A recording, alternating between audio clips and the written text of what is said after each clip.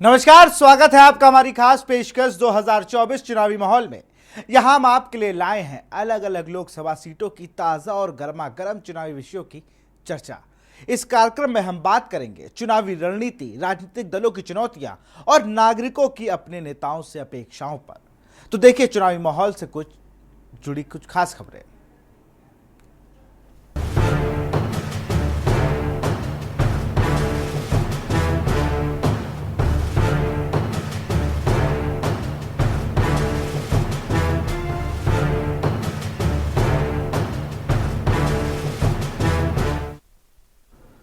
मध्य प्रदेश में मौसम के साथ ही लोकसभा चुनाव की सियासी तपिश बढ़ चुकी है। सागर सीट पर बीजेपी ने ताकत झोंक दी। यहां से बीजेपी की लता वानखेड़े मैदान में है, जिनका कांग्रेस के चंद्रभूषण से मुकाबला है। बता दें कि 1996 से इस सीट पर बीजेपी का कब्जा है। इस रिपोर्ट पे देखिए। मध्य प्रदेश की सागर लोकसभा सीट अनुसूचित जाति के लिए आरक्षित है। इस लोकसभा सीट में सागर के साथ ही विदिशा जिले का भी कुछ हिस्सा आता है। बीजेपी ने इस सीट से महिला मोर्चा की पूर्व प्रदेश अध्यक्ष लता वानखेड़े को मैदान में उतारा है, जबकि कांग्रेस ने हाल ही में बीएसपी से पार्टी में शामिल हुए चंद्रभूषण सिंह उर्फ गुड्डू राजा के नाम की घोषणा की है। सागर सीट बीजेपी का गढ़ रही है। 1996 से इस सीट पर बीजेपी का कब्जा है। फिलहाल राज बहादुर सिंह यहां से बीजेपी के सांसद हैं। बीजेपी इस बार भी यहां फिर से जीत का दावा कर रही है। बीजेपी का मानना है कि लोग उसकी विचारधारा और विकास के साथ है। भारतीय जनता पार्टी का जो कार्यकर्ता होता है वो 24 घंटे 365 दिन आम जनता के बीच रह के जन कल्याणकारी कार्यों में जुटा रहता है। और भारतीय जनता पार्टी की विचारधारा, भारतीय जनता पार्टी की जो नियत और नीति है वो स्पष्ट है, जिससे आमजन प्रभावित है और भारतीय जनता पार्टी के प्रति उनका विश्वास सुदृढ़ है। यही मुख्य कारण है कि भारतीय जनता पार्टी चाहे लोकसभा चुनाव हो, विधानसभा हो या फिर नगरीय निकाय के चुनाव हो, भारतीय जनता पार्टी हमेशा उत्कृष्ट ही प्रदर्शन करती है। वहीं पत्रकारों का कहना है कि यहां से कांग्रेस की हार का कारण लोकल नेताओं में गुटबाजी है, जिसका खामियाजा उन्हें हर बार भुगतना पड़ता है। कांग्रेस के नेताओं ने संगठन को दरकिनार करके पट्टावाद जब कांग्रेस में व्याप्त हुआ है तो उसका असर निश्चित तौर पर लोकसभा और विधानसभा की जो चुनाव होती थी उन पर पड़ता था कि जहां कहीं भी इन पट्टों को टिकट मिलता था तो दूसरे जो छत्रप होते थे उनकी पूरी की टीम गायब हो जाती थी। तो ये बुराइयां जब से पलटी हैं तो अभी तक कांग्रेस जो है उभर नहीं पाई है। और दूसरी तरफ भारतीय जनता पार्टी के सफल होने का कारण दूसरी तरफ संगठनात्मक जो उनकी मजबूती है वही है, उनका स्लोगन है संगठन सर्वोपरि। हालांकि कांग्रेस नेताओं के मुताबिक बीजेपी हर बार अपने धार्मिक एजेंडे पर चुनाव लड़कर ध्रुवीकरण करती है, जिसकी वजह से उसे जीत हासिल होती है। कांग्रेस का प्रदर्शन लगातार हर चुनाव में बेहतर रहा है। ये अलग बात है कि उन चुनावों में हमें जीत हासिल नहीं हो पाई। इसके कई अलग अलग कारण रहे हैं, क्योंकि आप देखिए कि लोकसभा के चुनाव जितने भी हुए हैं हर बार मुद्दे बदले हुए रहे हैं। अगर 1996 से लेके उसके बाद के चुनाव देखें तो भारतीय जनता पार्टी ने धर्म और जाति के नाम पर ध्रुवीकरण करने का प्रयास किया। हम धर्म और जाति से हटके लोगों की सीधी जो समस्याएं होती हैं, बेसिक नीड्स होती हैं, हम उनको मुद्दा बना के चुनाव लड़ते आए हैं। अब जनता जिन मुद्दों को समझ पाती है उस पर वोट करती है। 2019 के लोकसभा चुनाव में बीजेपी ने मध्य प्रदेश की 29 में से 28 सीटों पर जीत दर्ज की थी और इस बार 2024 में भी बीजेपी अपना यही रिकॉर्ड दोहराना चाहेगी। मध्य प्रदेश की 29 सीटों के लिए 19 अप्रैल से 13 मई तक 4 चरणों में मतदान होगा।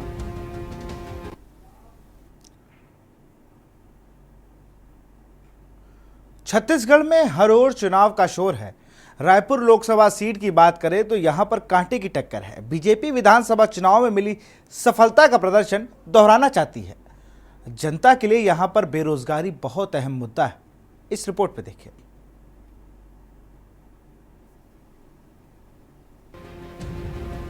हाल ही में हुए छत्तीसगढ़ विधानसभा चुनावों में बीजेपी ने रायपुर लोकसभा क्षेत्र की 9 विधानसभा सीटों में से 8 पर जीत दर्ज की थी। इस बार के आम चुनाव में उसने रायपुर से 8 बार के विधायक ब्रिज मोहन अग्रवाल को कांग्रेस के पूर्व विधायक विकास उपाध्याय के खिलाफ मैदान में उतारा है। बीजेपी का दावा है कि उसने विधानसभा चुनाव के दौरान किए गए वादों को पूरा करना शुरू कर दिया है। उसे उम्मीद है कि लोकसभा चुनाव में भी जीत उसकी ही होगी। हमने जितने वादे किए थे, चाहे 2 साल के बोनस को देने की बात हो, चाहे 3100 रुपये में धान लेने की बात हो, चाहे महतारी वंदन में 1000 रुपया हर महतारी को महीने में देने की बात हो, ये हम शुरू कर चुके हैं। चाहे अयोध्या में रामलला दर्शन की बात हो, इतने कम समय में 3 महीने में अगर किसी सरकार ने अपने घोषणा पत्र को सबसे तेजी से पूरा किया तो वो भारतीय जनता पार्टी की विष्णुदेव की सरकार है, और ये मोदी जी की गारंटी है, यानी गारंटी की गारंटी। हालांकि कांग्रेस उम्मीदवार का दावा है कि बीजेपी के वादे सिर्फ कागजों पर हैं। उन्होंने बीजेपी पर झूठ बोलने और भ्रष्टाचार के आरोप लगाए हैं। महिला बहनें सोची महतारी वंदन योजना के माध्यम से पैसा मिलेगा, लेकिन मैं समझता हूँ आज तक 20% लोगों को भी पैसा नहीं मिला। भारतीय जनता पार्टी झूठ बोलकर राजनीति करना चाहती है। 15-15 लाख रुपये आएंगे, काला धन आएगा, सबके अकाउंट में पैसा मिलेगा, भ्रष्टाचार बंद होगा, और इलेक्ट्रोल बॉन्ड के माध्यम से, चुनावी फंड के माध्यम से अरबों रुपया का भ्रष्टाचार भारतीय जनता पार्टी ने किया है। और इसीलिए ये लोकसभा चुनाव में जब परिणाम आएंगे तो परिणाम आश्चर्यचकित करेंगे। छत्तीसगढ़ की विष्णुदेव साय सरकार ने हाल ही में कांग्रेस शासन के दौरान पीएससी यानी राज्य लोक दल सेवा आयोग की तरफ से की गई नई भर्तियों में कथित घोटाले की सीबीआई जांच का ऐलान किया है। सरकार के इस कदम का खासकर उन युवा वोटरों ने स्वागत किया है जो पीएससी प्रवेश परीक्षा की तैयारी कर रहे हैं। पीएससी के घोटाले में तो निश्चित रूप से उसका एक निष्पक्ष होकर जांच जरूरी है, और हमारे शासन में, प्रशासन में पारदर्शिता होगी तभी हम जनता का सरकार के प्रति विश्वसनीयता की भाव आ पाएगी। तो निश्चित रूप से एक सकारात्मक पहल है। हालांकि कथित घोटाले की जांच कराने के फैसले से खुश युवा वोटर बेरोजगारी को भी अहम मुद्दा बताते हैं। उनका मानना है कि सरकार को इस ओर जल्द से जल्द ध्यान देना चाहिए। पढ़े लिखे जो लोग हैं वो मतलब आज के डेट में बेरोजगारी थोड़ी सी ज़्यादा हो गई है, तो मेरे हिसाब से गवर्नमेंट को थोड़ी सी वैकेंसी में बढ़ोतरी करनी चाहिए, ताकि हमारे जो छात्र हैं और जो क्या है इधर उधर जॉब के लिए जो आ रहे हैं, मतलब जॉब के लिए जो भटक रहे हैं, उनको क्या है एक उनके योग्यता के अनुसार उनको जॉब मिल जानी चाहिए।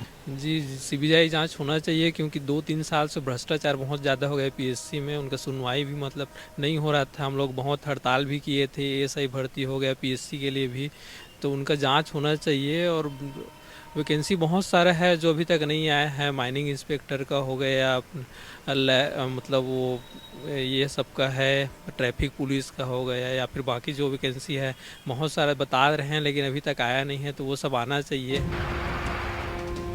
चुनाव आयोग की तरफ से घोषित किए गए कार्यक्रम के मुताबिक छत्तीसगढ़ की 11 लोकसभा सीटों पर 3 चरणों में 19 अप्रैल, 26 अप्रैल और 7 मई को वोटिंग होगी। रायपुर में 7 मई को वोटिंग होनी है।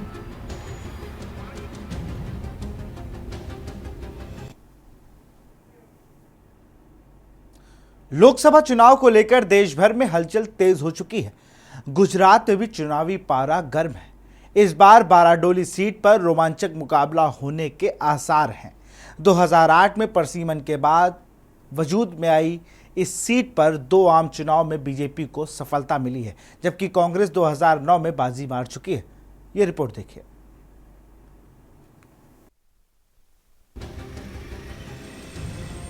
गुजरात की बारडोली लोकसभा सीट अनुसूचित जनजाति समुदाय के सदस्यों के लिए आरक्षित सीट है।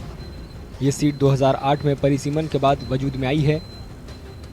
बारडोली सीट पर पहला आम चुनाव 2009 में हुआ था, जिसमें कांग्रेस ने जीत हासिल की थी, लेकिन उसके बाद हुए 2 आम चुनावों में बीजेपी ने लगातार जीत दर्ज की। सूरत और तापी जिले के विधानसभा क्षेत्रों से बना ये लोकसभा क्षेत्र अपने आप में बेहद खास है। कांग्रेस ने पूर्व सांसद अमर सिंह चौधरी के बेटे सिद्धार्थ चौधरी को मैदान में उतारा है, जबकि बीजेपी ने मौजूदा सांसद प्रभु वसावा को फिर से मैदान में उतारा है। कांग्रेस प्रत्याशी को उम्मीद है कि इस बार उन्हें कामयाबी जरूर मिलेगी। મને કોંગ્રેસના કાર્યકર્તાઓ ઉપર સંપૂર્ણ વિશ્વાસ છે। પરીક્ષા અઘરી છે, પરંતુ અશક્ય નથી। સમગ્ર લોકસભામાં જેટલા તાલુકામાં અમે અત્યાર સુધી મિટિંગો કરી, જે વિસ્તારમાં પ્રવાસ કર્યો, એ તમામે તમામ વિસ્તારોમાં ખૂબ જ સારો પ્રતિભાવ અમને મળ્યો છે। એ જોતા મને એવું લાગે છે કે આ વખતે પ્રજાએ મન બનાવી લીધું છે કે બારડોલી લોકસભાની सीट कांग्रेस पक्ष ने समर्पित करશે। बारडोली से 2 बार आम चुनाव जीत चुके बीजेपी उम्मीदवार विकास कार्यों के साथ साथ प्रधानमंत्री नरेंद्र मोदी की लोकप्रियता पर भरोसा कर रहे हैं। તાપી જિલ્લાની પ્રજાએ, મારા આદિવાસી સમાજના મતદાર ભાઈઓ બહેનોએ નરેન્દ્રભાઈ મોદી સાહેબને પીએમ બનાવવા માટે અને આ વિસ્તારના પ્રતિનિધિ તરીકે જીતાડવા માટે જે આશીર્વાદરૂપી મતદાન કરેલું, ત્યારે આ વખતે પણ આવી રીતે સમગ્ર મશીનરી, તાલુકા પંચાયત, જિલ્લા પંચાયત, તમામ 3 ધારાસભ્યો આ બધા જ ભારતીય જનતા પાર્ટીના તાપી જિલ્લામાં છે. ત્યારે આ તમામની મહેનત ફરીથી આ નરેન્દ્રભાઈ મોદી સાહેબને અને આ વિસ્તારના પ્રતિનિધિ તરીકે જીતાડવા માટે ખૂબ મોટું યોગદાન એમનું રહેશે. गुजरात की सभी 26 सीटों पर 7 मई को वोट डाले जाएंगे। 2019 के चुनाव में बीजेपी ने गुजरात की सभी 26 सीटों पर जीत हासिल की थी।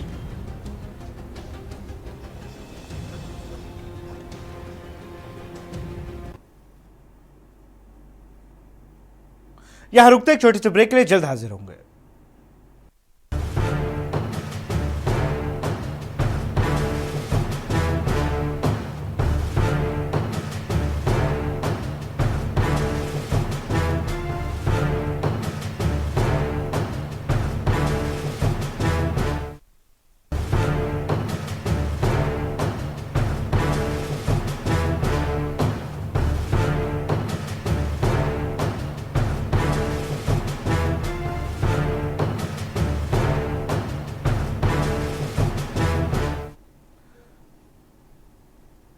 ब्रेक के बाद आपका स्वागत है। कर्नाटक में लोकसभा चुनाव की हलचल तेज है।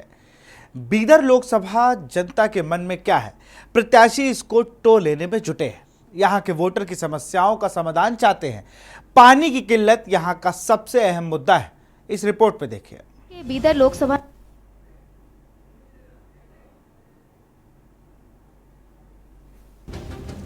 कर्नाटक के बीदर लोकसभा निर्वाचन क्षेत्र में पूरा बीदर जिला और कलबुर्गी जिले का कुछ हिस्सा शामिल है। बीदर के सीमावर्ती जिले के लोग इलाके में पानी की भारी किल्लत की वजह से पड़ोसी राज्य तेलंगाना में पलायन करने के लिए मजबूर हैं। विजयनगर टांडा गांव के लोगों को पानी के लिए बोरवेल के पास घंटों लाइन में लगना पड़ता है। यहां से हर दिन सिर्फ आधा घंटा पानी की सप्लाई होती है। कॉलेज छोड़ के पानी जाना पड़ता है, दूर दूर तक 3-4 किलोमीटर दूर जाके गाड़ी पे जाके पानी लाना पड़ता है। और गांडे में आधा घंटा भी नहीं चलता, बोरिंग में घड़ा ऐसा पड़े। देखो क्या करना, आप पानी का बहुत त्रास है, क्या भी करो पानी लाओ। वोट डाले कौन पानी लाते हो, कौन सहूलत देते हो पानी का, उसको वोट डालते हम। ಹಂಗೆ ಮಾಡ್ಬೇಕು, ಎಲ್ಲಿ ಸಿಗ್ಲತ್ತಾವ ಅಲ್ಲಿ ನಡೆದಿದ್ದೆವು, ತರ್ಲತ್ತಿದ್ದೆವು, ಒಂದೊಂದು ಕೊಡ ಕುಡಿಲತ್ತಿದ್ದೆವು. ನೀರೇ ಇಲ್ಲ, ಇದಿಟ್ಟೆ ನೀರದ ರೀ ನಮ್ಗೆ. ಅದಿಟ್ಟೆ ನೀರದ ಇಲ್ಲ, ತೆಲಂಗಾಣಕ್ಕೆ ಹೋಗ್ಬೇಕು, ಅಲ್ಲೇದೇ ತರಬೇಕು. ಬರ್ಲತ್ತಾರ ನೋಡಿ ಹೋಗ್ಲತ್ತಾರ, ಅವ್ರು ಏನ್ ಮಾಡತ್ತಿಲ್ಲ ನಮಗೆ। गांव वालों का कहना है कि उनकी मुश्किलों को जल्द से जल्द हल किया जाना चाहिए। उनका मानना है कि इलाके में पानी की कमी ने सिर्फ उनकी रोजमर्रा की जिंदगी को ही नहीं बल्कि उनके जीने के तरीके पर भी असर डाला है। ये हमारा गांव में पानी का प्रॉब्लम है। एक 10 मिनट पानी चलता और बाद में पानी नहीं चलता। और ये आंध्रा तेलंगाना से हम पानी लाके जी सकते, और तेलंगाना में जाने के वास्ते हम कोशिश कर रहे हैं। यहाँ पानी का बहुत शॉर्टेज है। क्या भी करो, कोशिश करो पानी का, पानी लाने का जैसा कोई बच्ची भी नहीं दे रहे। हमारे बच्चों को बहुत ठहरे इधर बच्चे, मगर बच्ची लेके जा रहे, बच्ची इधर दे रहे नहीं है। बाढ़ तांडा बोले तो सब औरतों को तकलीफ हो रहा पानी भर भर को। गांव वालों का दावा है कि बीदर लोकसभा क्षेत्र के तहत आने वाली औराद विधानसभा सीट से मौजूदा बीजेपी विधायक ने पानी के संकट को दूर करने के लिए कई वादे किए थे, लेकिन ये वादे अब तक अधूरे हैं। बहुत प्रॉब्लम है। हमारा प्रभु चौहान आके एक दो भाषण करया, ये मांजरा नदी से ला तो बोलिया, उन्हों भी नहीं लाए। और पाइपलाइन बना तो बोलिया, वो भी नहीं हुआ। और बोर भेज तो बोलिया, बोर भी नहीं है उसके, क्या भी नहीं। अब तक उन्होंने जीते जब से उसके हाथ का बोर एक भी नहीं है यहाँ, पूरे फेल है। अब एमपी इलेक्शन है, उन भी हमारे को एक आशीर्वाद से पानी पिलाए जैसा आशीर्वाद दो बस। बीदर लोकसभा सीट से बीजेपी ने केंद्रीय मंत्री भगवंत खुबा को फिर उम्मीदवार बनाया है।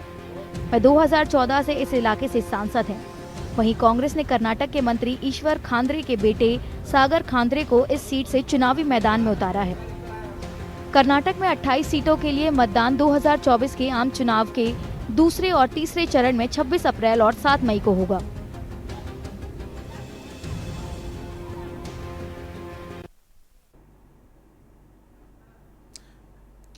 चेन्नई दक्षिण सीट पर चुनावी बयार तेज हो रही है। डीएमके और एआईडीएमके और बीजेपी में त्रिकोणीय भिड़ंत का सीन बन चुका है। त्रिकोणीय मुकाबले में तीनों ही दलों में कांटे की टक्कर है। ये टी सुमाथी और बीजेपी के सौंदर्य राजन के बीच मुख्य मुकाबला है। कांग्रेस के सहयोग से डीएमके को जीत की उम्मीद जरूर है। इस रिपोर्ट में देखिए।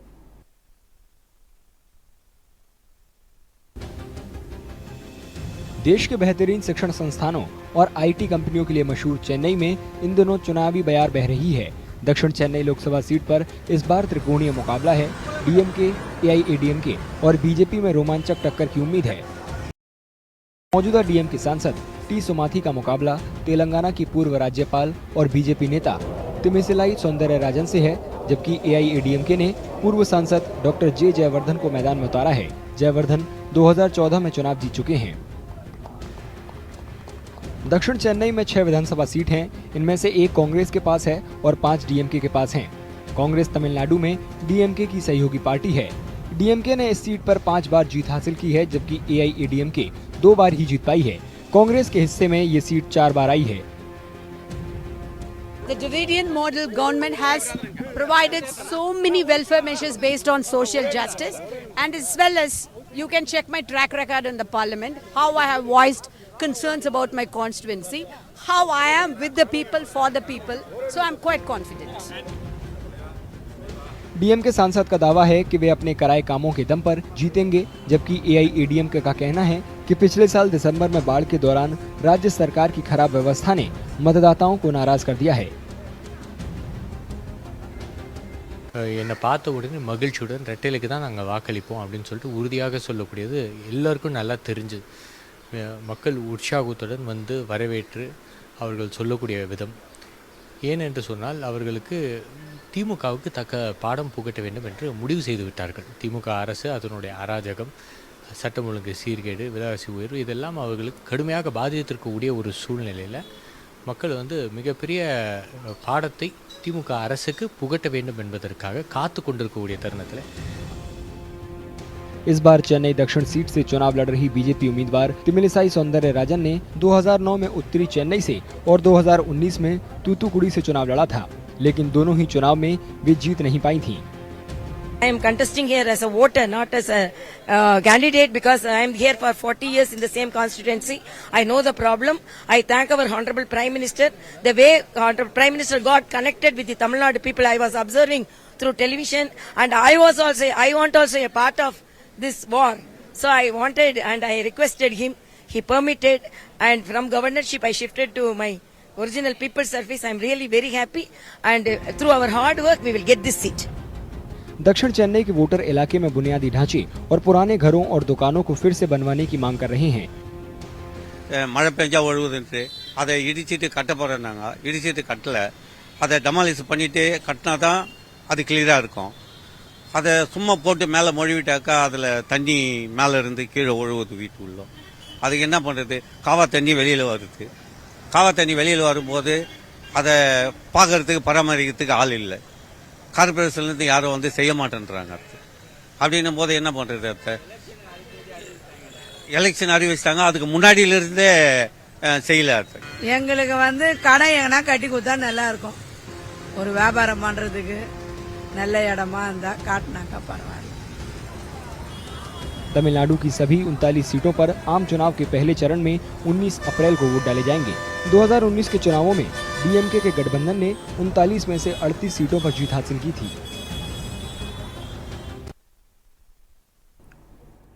तेलंगाना में लोकसभा चुनाव माहौल पीक पर है।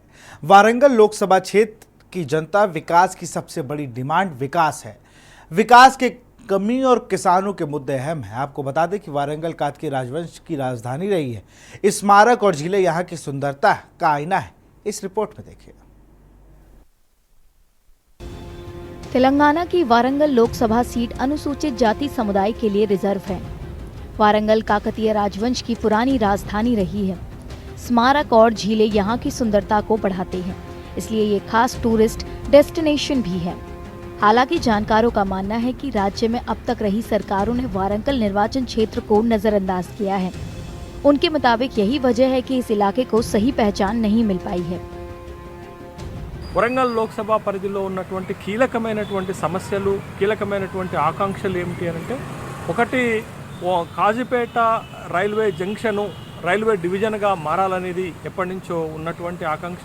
ముఖ్యంగా తెలంగాణ రాష్ట్రం ఏర్పాటైన తర్వాత కాజీపేట రైల్వే జంక్షన్ని రైల్వే డివిజన్గా మార్చవలసినటువంటి అవసరం ఉంది. అది రైల్వే డివిజన్గా మార్చడం వల్ల ఈ ప్రాంతం పెద్ద ఎత్తున అభివృద్ధి జరిగేటటువంటి అవకాశం ఉంది. వరంగల్ ముఖ్యంగా ఈ స్మార్ట్ సిటీ అనే డబ్బులు వాళ్ళు కొంత ఒక సంవత్సరం ఇచ్చిండ్రు, వీళ్ళు మ్యాచింగ్ గ్రాంట్ ఇవ్వకపోవడం వల్ల వాళ్ళు ఏం చేయలేదు. అది అట్లే పోయింది. యూనివర్సిటీ భ్రష్టు పట్టింది. అసలు అండర్ గ్రౌండ్ డ్రైనేజ్ అనేది లేకుండా పోయింది. తర్వాత ఇక్కడ ఎదుగుతున్నటువంటి యువతకు ఉపాధి ఉద్యోగాలు దొరికేటువంటి ఇండస్ట్రీస్ ఎవరు పెట్టలేదు. वारंगल लोकसभा निर्वाचन क्षेत्र के ग्रामीण इलाकों में सूखे के हालात बने हुए हैं। किसान सिंचाई के लिए जरूरी पानी के लिए तरस रहे हैं। किसानों का कहना है कि वारंगल क्षेत्र में सिंचाई की कमी की वजह से हजारों एकड़ जमीन पर लगी फसल को नुकसान होता है। झीलें सूख जाने और बोरवेल न होने की वजह से किसानों को भारी नुकसान उठाना पड़ता है। किसान मांग कर रहे हैं कि उन्हें प्रति एकड़ मुआवजे के तौर पर 20,000 रुपए मिले और सरकार बांध से पानी छोड़े। కాదు, మాకు రైతులకు ఏ రాజకీయ పార్టీలో సంబంధం ఉండదు. రైతే రాజ్యం అనేటువంటి ఈ ప్రభుత్వాలు రైతును వెన్ను విరుస్తున్నాయి. దయచేసి ఒకే చెప్తా ఉన్నాం, రైతు పంటలు చాలా మంది దెబ్బతిన్నాయి. కాబట్టి ఈ రైతులకు ఎక్స్గ్రేషియాగా ఎకరానికి దాదాపు ఒక 20,000 రూపాయలు ఖచ్చితంగా ఇవ్వాలి. అతివృష్టి అనావృష్టి కారణంగా ఇప్పుడు అతివృష్టి కాదు అనావృష్టి వచ్చింది. వసతులు అయితే ఎవరు కల్పిస్తలేరు. ఒకసారి ప్రాజెక్టులు నిండిందంటే 2 పసళ్లకు వాటర్ ఇచ్చేది మనకు, కానీ ఇంతవరకు ఎప్పుడు కానీ పూర్తిగా ఏ రైతుకు వాటర్ అంతలేదు. ఇప్పుడు గత ప్రభుత్వం ఏం చేసింది, దానికి అసెంబ్లీ ఎన్నికల గురించి వాటర్ అంతా వేస్ట్ చేసింది. ఏది అవసరం లేకుండానే ప్రభుత్వం మారినాక ఇప్పుడు ఆరుతడి పంటలు అన్నారు. ఆరుతడి పంటలు కూడా పూర్తిగా ఆరుతడి పంటల మొక్కలు కానీ ఇవి కానీ వేసుకుంటే అన్ని మధ్యలో ఎండిపోయినాయి, వరలు కూడా ఎండిపోయినాయి. ఆ కాలువ గురించి కూడా ఎవరు పట్టించుకుంటలేరు. ఏది కెనాల్ కాలువ గురించి, దానికి సిల్ట్ ఉన్నది, దానికి ఎంత దూరం అవసరం ఉన్నది ఎవడన్నది ఏది లేదు ఇంతవరకు. అన్ని ఎక్కడొక్కరు రైతులందరూ ఇబ్బంది పడి నష్టపోతున్నారు. దీని గురించి ప్రభుత్వం చర్య తీసుకొని రైతులను ఆదుకోవాలని కోరుకుంటున్నాను. वारंगल लोकसभा सीट से मौजूदा सांसद पुसूनुरी दयाकर ने भारत राष्ट्र समिति के टिकट पर 2019 में चुनाव जीता था। इस बार बीआरएस की तरफ से टिकट नहीं दिए जाने के बाद वे हाल ही में कांग्रेस में शामिल हुए हैं। 2024 लोकसभा आम चुनावों के लिए बीआरएस ने पार्टी के वरिष्ठ नेता कदियाम श्रीहरि की बेटी कदियाम काव्या को वारंगल से अपना उम्मीदवार घोषित किया है। वहीं बीजेपी ने वर्धनापेट के पूर्व विधायक अरूरी रमेश को चुनावी मैदान में उतारा है। वे हाल ही में बीआरएस छोड़कर बीजेपी में शामिल हुए हैं। कांग्रेस ने अब तक अपने उम्मीदवार के नाम का ऐलान नहीं किया है। तेलंगाना की 17 लोकसभा सीटों के लिए चौथे चरण के चुनाव में वारंगल सीट पर राज्य के बाकी हिस्सों के साथ 13 मई को वोटिंग होगी। 24 के चुनावी माहौल में फिलहाल इतना ही। देखते रहिए के न्यूज़ इंडिया। नमस्कार।